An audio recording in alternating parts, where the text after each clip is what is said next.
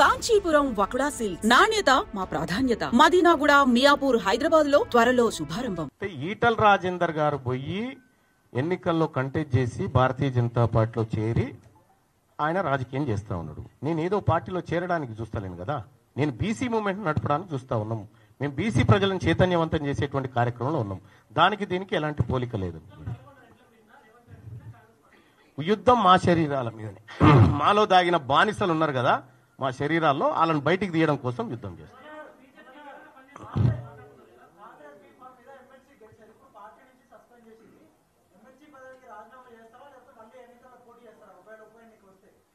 ఉప ఎన్నిక ఎందుకు వస్తుంది? వాళ్ళు సస్పెండ్ చేసుకుంటే నేనేం చేయాలి భాయ్ సాబ్? నేను రాజీనామా చేయలే కదా.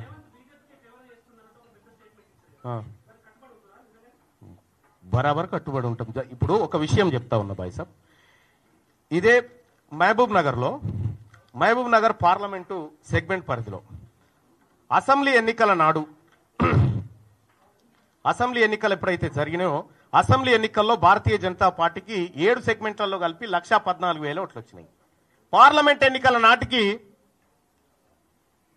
6,05,800 ఓట్లు వచ్చినాయి.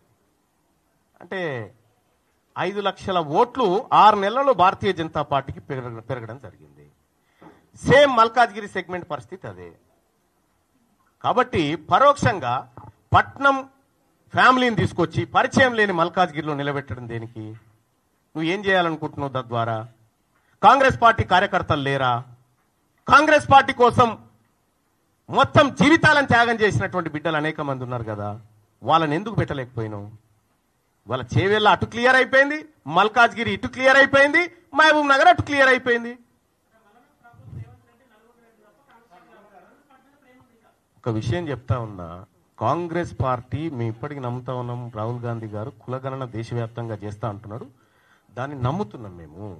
కాంగ్రెస్ పార్టీ ఏ విధానంలో తప్పేం లేదు, ఆయన చెప్పింది కరెక్టే, కానీ ఇంప్లిమెంట్ చేయాల్సినటువంటి గవర్నమెంట్ మిస్లీడ్ చేసింది ఆయనని.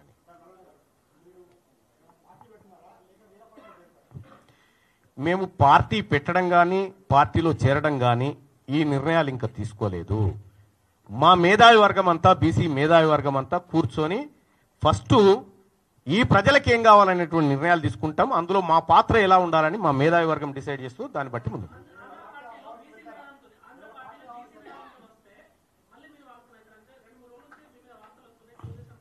ఇగో మీరు రాసుకుంటే నేనేం చేస్తా భాయ్ సాబ్, మీరు వార్తల్లో అంటే ఇప్పుడు ఎత్తుకుంటే ఎక్కి కూర్చునడానికి, దించితే దిగడానికి ఏం సిద్ధంగా లేదు, ఆచితూచి అడుగులేస్తాం. ఆయన సర్వేనే అది, జానారెడ్డి గారు సార్.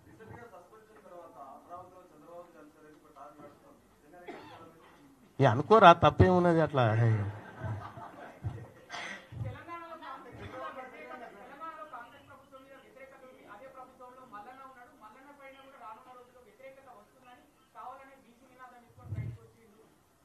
ఇప్పుడు తీన్మార్ మల్లన్నకు ఏమన్నా స్వార్థమో ఇంకోటో ఉంటే, నేను ప్రభుత్వంలో ఉండి ముఖ్యమంత్రి గారు భుజం రాసుకుంటా తిరిగి ఏదైనా పని చేసుకొని ఏదన్నా నా స్వార్థాలు నెరవేర్చుకుంటా. నేను క్లియర్గా ఓపెన్గా చెప్తా ఉన్నా, నేను చేరింది కాంగ్రెస్ పార్టీలో చేరింది ఈ ఒక్క హామీ కోసం చేరినా.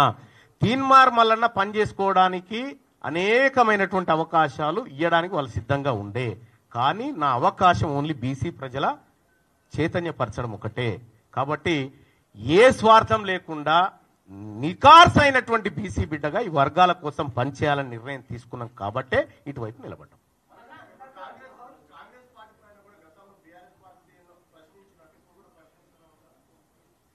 ఇప్పుడు ఒకటేం చెప్తా ఉన్నా, నేను ఒకరోజు ఒక ఛానల్లో పనిచేసినప్పుడు ఆ ఛానల్ కింద కొంతమంది వచ్చి ధర్నా చేస్తున్నారు. తీన్మార్ మల్లన్నను అరెస్ట్ చేయాలి, తీన్మార్ మల్లన్న మీద కేసు పెట్టాలని ధర్నా చేస్తుంటే ఆ వార్త ఎవడేయకపోతే మళ్ళీ నేనే తీసుకుపోయి చేసిన.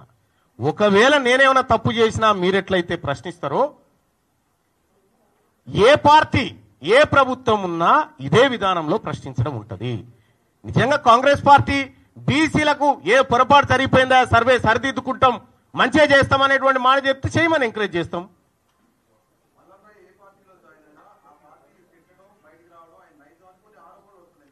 మీరు అనుకుంటే నేనేం చేయాలి మరి?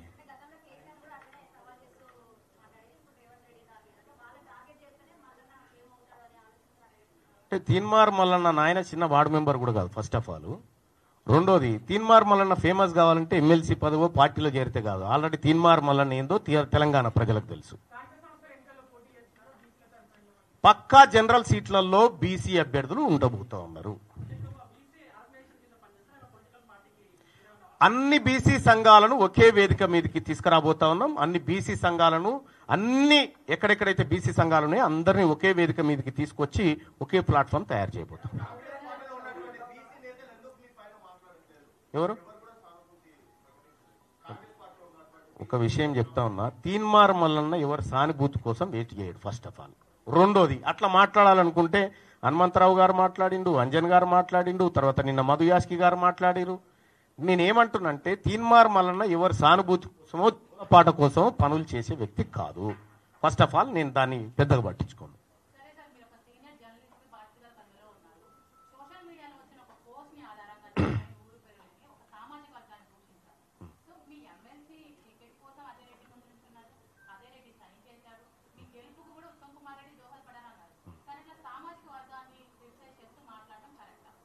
రైట్, ఒకటమ్మా మీరు నేను ఒకటి నేను ఆల్రెడీ దాని మీద క్లారిటీ ఇచ్చిన. కానీ ఒక మాట చెప్తా ఉన్నా, ఇప్పుడు కూడా చెప్తా ఉన్నా, బీసీలను కించపరిచినట్టు ఎవరైనా వ్యవహరిస్తే ఇప్పుడు కూడా చెప్తా ఉన్నాము, వదిలిపెట్టము. సేమ్ టైం మేము ఎవరిని అగౌరవపరచము. రెండో విషయం ఏంటంటే, అతను నెంబర్ ఉంది, అతనితో మాట్లాడడం రైట్. మేము అది ఆ తర్వాత నెంబర్ వచ్చింది నాకు. రెండో విషయం ఏంటంటే, బీసీలందరినీ మాట్లాడినటువంటి సందర్భంలో మేము మాట్లాడడం జరిగింది. మేము మాట్లాడింది కరెక్టే అని మీరు అనుకుంటే మేము దాన్ని వ్యతిరేకిస్తాం.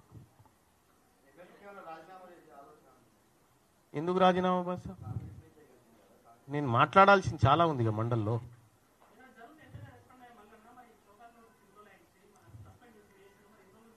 మీరు 3-4 రోజులు నడిపోద్దా మరి ఇదంతా?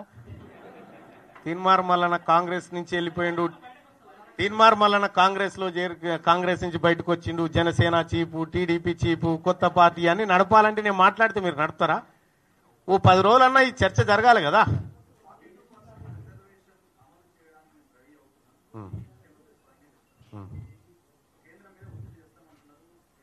ఒత్తిడి ఏం లేదు, ఎందుకంటే ఇప్పుడు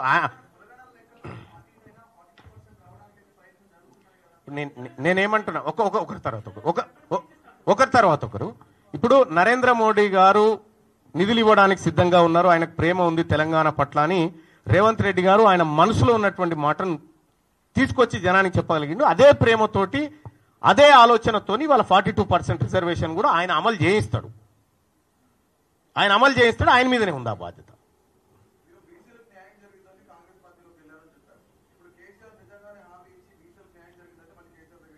ఒక విషయం చెప్తా ఉన్నా, మాదే ఉయ్యాలనా ఈయన దాని తాడికి ఆయన దాన్ని తీడు కురికేయడానికి? మేము క్లియర్గా చెప్తా ఉన్నాం, మేము ఎవరిని మా భుజాల మీద ఎక్కించి తింపుకోవడానికి సిద్ధంగా లేము. మేము మా ప్రజలమైనటువంటి బీసీల మాకు మేమే మొట్టమొదటిసారిగా తెలంగాణ రాష్ట్రంలో తెలంగాణ మలిదశ బీసీ ఉద్యమాన్ని ప్రారంభించినాము. కలిసి వచ్చేటువంటి ప్రతి బీసీని కలుపుకొని పోతాం. ఇవాళ పొద్దున కొంతమంది బ్రాహ్మణ సోదరులు మా దగ్గరకు వచ్చారు, అన్న మాకు అన్యాయం జరుగుతుంది మీరు తప్పకుండా మాట్లాడతాం వాళ్ళ గురించి. కొంతమంది వైశ్య సోదరులు వచ్చారు, అన్న మీతో పనిచేయడానికి సిద్ధంగా ఉన్నాం మేము, మాకు అన్యాయం జరిగిందన్నారు. ఖచ్చితంగా వాళ్ళని కలుపుకొని ముందుకు పోతాం, వాళ్ళ కష్టాలను కూడా మా భుజాల మీద వేసుకుంటాం. 70 ఏళ్ల సంది మీరు మోసిరు కదా, ఇక దించూరి మమ్మల్ని. కాన్ఫిడెంట్ దేనికి బై సాబ్? క్లారిటీ ఉంది కదా, ఓట్లు మాయ అయినప్పుడు. ఓట్లన్నీ మాయే కదా, ఓట్లన్నీ మాయ అయిన తర్వాత ఇంకో మా సీఎం కాకపోతే ఎవరైతారు?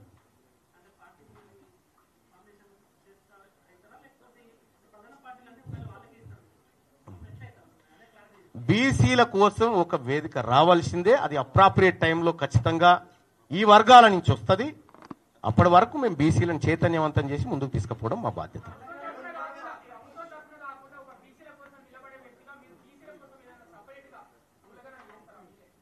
మేము ఆల్రెడీ ఒక 6-7 గ్రామాలలో శాంపిల్ సర్వే చేస్తూ ఉన్నాం.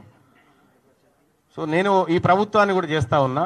నాకు ఆ పని చూపించడానికి అనుకుంటున్న ముఖ్యమంత్రి గారు, మీరు చేసినటువంటి కులగణన ఏ ఊర్లో చేసిరో ఆ ఊర్లో ఉన్నటువంటి క్యాస్ట్ వైజ్ వివరాలు ఆ గ్రామ పంచాయతీ దగ్గర అంటూ పెట్టాలా, ఏది ఆ నోటీస్ బోర్డులో పెట్టాలా, ఏ వార్డులో చేసిరో ఆడ పెట్టుర్రి.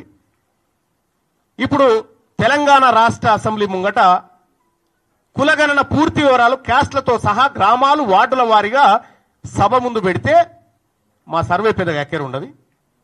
అది పెట్టిన తర్వాత అసలు వ్యవహారం స్టార్ట్ అవుతుంది. అంటే తీసుకురాలేదు దాన్ని, వాస్తవంగా అప్పట్లో అనుకున్నటువంటి కార్యక్రమం కానీ తీసుకురాలేదు. నిజంగా ఆ అవసరాలు ఉంటాయా తెలంగాణ బీసీ ఉద్యమానికి అనేది భవిష్యత్తులో ఆలోచించి చెప్తాం.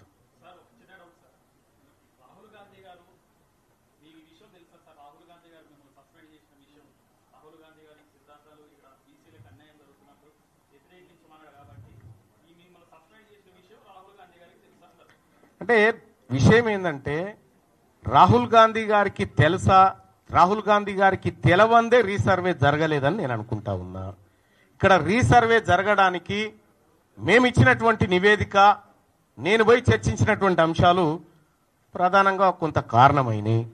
ఒక సాహిత్యకమైనటువంటి డాటాతో పోయి ఇది జరిగిన విషయం అని చెప్పిన తర్వాత రీసర్వేకు ఏదో ఆదేశించిన తర్వాత కొద్దిమంది ఇంటలెక్చువల్తోని రాహుల్ గాంధీ గారే స్వయంగా ఇక్కడ కమిటీ వేసుకున్నాడు ఇక్కడ జరిగిన వ్యవహారం పైన.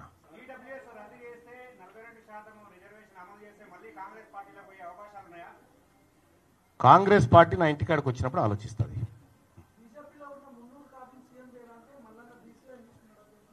మాకేం పని లేదా భాయ్ సాబ్, మేము బీసీలం. ఫస్ట్ మేము పార్టీలను భుజాలకు ఎత్తుకోవడానికి సిద్ధంగా లేము.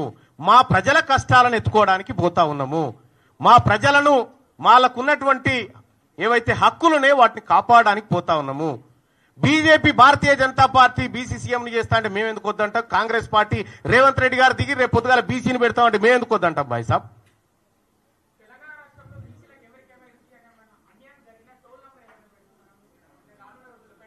ఇప్పుడు జస్ట్ గూగుల్లో తీన్మార్ మల్లన్న ఆఫీస్ అడ్రస్ అని కొడితే వస్తుంది. నెంబర్ ఎక్కర్లే, డైరెక్ట్ గా కూడా రావచ్చు.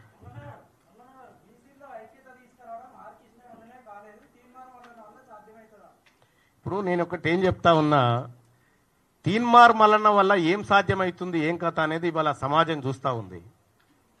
ఆర్ కృష్ణయ్య గారు సరే ఆయన స్థాయిలో ఆయన ప్రయత్నాలు చేసుకుంటూ వచ్చిండు. ఈ బీసీ పిల్లలకు స్కాలర్షిప్లు కావాలని, బీసీ పిల్లలకు రియంబర్స్మెంట్లు కావాలని ఆయన ప్రయత్నాలు ఆయన చేసుకుంటూ వచ్చిండు. కానీ రాజకీయపరమైనటువంటి యుద్ధాన్ని ఆర్ కృష్ణన్న కొంత ఆయనకున్నటువంటి స్థాయిలో చేయలేకపోయిండు. అది అన్నకు కూడా కొంత లోటు ఉంది. ఆ లోటుని మేమందరం కూడా ఖచ్చితంగా భర్తీ చేస్తాం. ఇవాళ బీసీలలో వచ్చినటువంటి చైతన్యమే, బీసీలలో వచ్చినటువంటి మార్పే ఇవాళ ఎమ్మెల్సీ ఎన్నికల ఫలితాలు మన కళ్ళ ముంగట కనిపిస్తా ఉన్నాయి.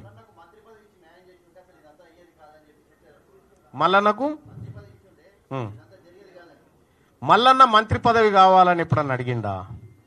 నాకు ఇస్తాన్నా నాది ఇంకో బీసీఓనికి ఇవ్వని ఇదే వేదిక మీద చెప్పిన. తీన్మార్ మల్లన్న మంత్రి పదవుల కోసమో ఇంకో పదవి కోసం పాకులాడేటోడు అసలే కాదు. ఒకవేళ అది నాకు కావాలంటే దీన్ని విభేదిస్తాను కేజీ ఆయన పక్కపొండి నిలబడి తిరుగుతూ ఉంటే నువ్వు నిన్ను మించిన దార్కారు లేడని చెప్తా కదా. ఇప్పుడు కాదా, ఎలక్షనే రాలే, ఎన్నికలే కాలే. నేనేమంటున్నా భాయ్ సాబ్, ఏమిటికి ఏం లేదు. ఇప్పుడు పిల్ల పుట్టక ముందుకే కుల్లగుచ్చినట్టుగా ఇవి బీసీ ముఖ్యమంత్రి ఏంది, ఆయన పేరేంది అన్నాడు కూడా. అది నేను ఈ వేదిక మీద చెప్తా ఉన్నా, అడ్రస్ ప్లేస్ చెప్పురు, నేనే వస్తా, అది తప్పని నిరూపిస్తా. ఎక్కడికి రావాలనో చెప్పు, పోయి ఆ డేటు అడ్రస్ తీసుకొని రా, నేను ఇద్దరం కలిసిపోదాం. నేనేమన్నా బాయ్ సాబ్, సోమాజి కూడా ప్రెస్ క్లబ్ కాడికి ఓకేనా? నేనేమంటున్నా, గ్రామం కాదు, గ్రామం దాకొద్దు, సెక్రటేరియట్కు 200 మీటర్ల దూరంలో ఉంది. ఇది ఓకేనా? ఇది ఓకే అయితే నేను సిద్ధంగా ఉన్నా.